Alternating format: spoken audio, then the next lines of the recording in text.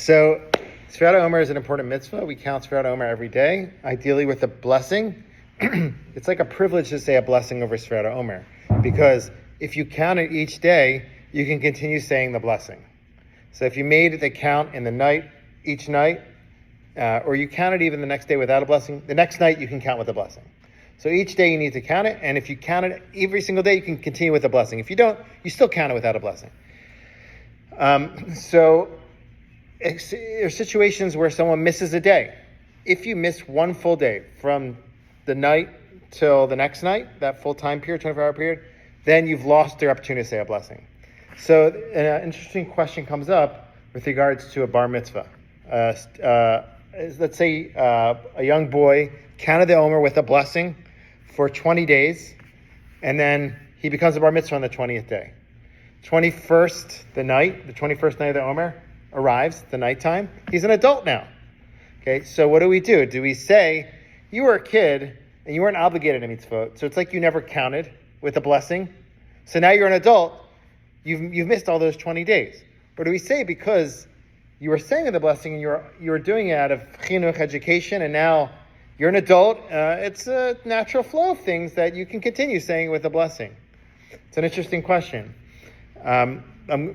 The answer to that is that the bar mitzvah can still say it with a blessing afterwards. We count those days as if they said it as an adult saying the blessing. But the question that comes up in relation to this, what about somebody who converted during the Omer? It's a little bit more difficult. Okay, so they were a non-Jew until the 20th day of the Omer. They went in the mikvah. Their circumcision or whatever equivalent of that is, they are now a certified Jew. And now it's the 21st day of the Omer. They counted, let's say they counted, even with the blessing, to practice, right?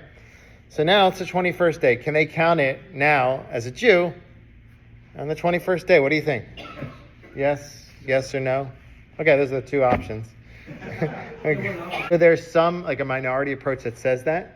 It says you have to count full, the Torah says tmimot, has to be full period. So your full period now is from 21 all the way front end. That's you were unable to before. But that's actually not the accepted approach in the practical halacha. But then we have to go back to the question again. The times that you counted, did those count when you weren't obligated? So there is a distinction. Okay, the answer is that a Jewish person is obligated to do it from the laws of chinuch, from education purposes, as a kid. So then they continue their obligation into adulthood. But a non-Jew wasn't obligated at all in any way. So that's basically what you're saying. But there is a distinction. They both weren't fully obligated, but there's a distinction. And so somebody who converts, I did see an approach that said that they could still, kind of based on what you're saying. But overall, I saw in Piskei Teshuvos, he says, a non-Jewish person who converts in the middle of the Omer, they should still count every day as a Jew, 21, 22, 23, but they can't say the blessing because they didn't officially count those earlier days.